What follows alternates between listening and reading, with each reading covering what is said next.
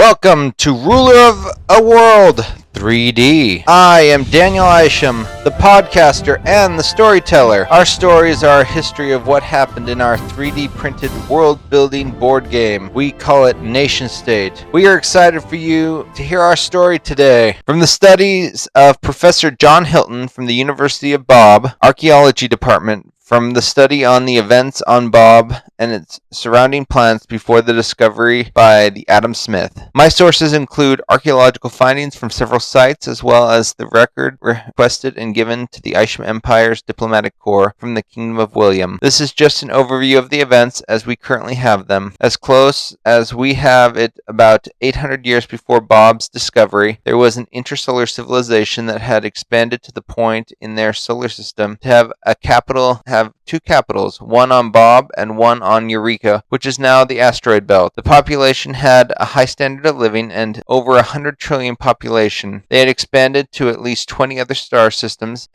who, once the conflict started, lost contact with these colonies. These colonies had different levels of success and failure after the war started. They, as a group, were advanced enough to not only have stargates, but multiple ones on a single world. Interstellar conflict in general were seen as a thing of the past. In fact, some species that had joined this nation were giants. The type of government this nation had isn't clear. Some indications show a fusion of republic and inherited titles. Others, a fusion of republic and inherited titles and technocracy. One site and set of records even give us the idea of a fusion of a theocracy, democracy, and technocracy. But this makes little sense, seeing that all indications is that the Utonian faith, in many more variations, was the dominant faith. Over 1,000 years ago, for some unknown reason, there was a massive civil war that started. It seems that the civilization was massively violent. Their military was massively effective and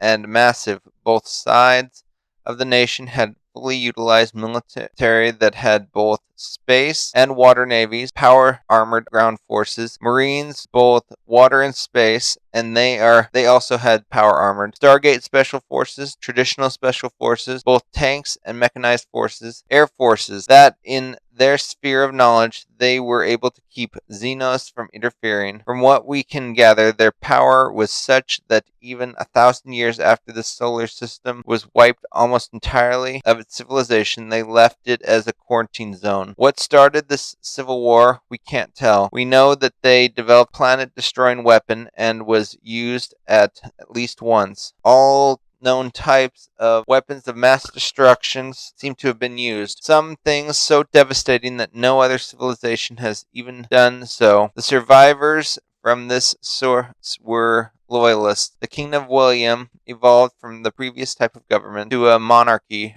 For 1,000 years, the government waited for the ecosystem to be restored. They hid with the idea of surviving rebels and Xenos were a threat to them. Even before the civilization's fall, Xenos were a threat. But why be afraid of their neighbors? You'd think that they would try to contact these nations to help restore them. But from both archaeological studies and the records from the Williams Kingdom tell us, even before spaceflight, they had been invaded by multiple Xenos invaders. It is rumored and implied in the records that many of these invaders hid stashes of soldiers on the planet Bob, but were rarely stumbled into. This would give a possible future of enemies we all need prepared for. Thank you for joining our podcast.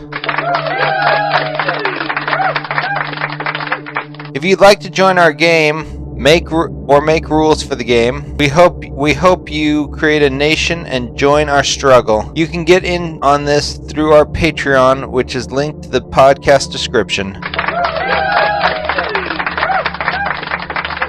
We also have links to Facebook and Discord. Once again, thank you for joining us.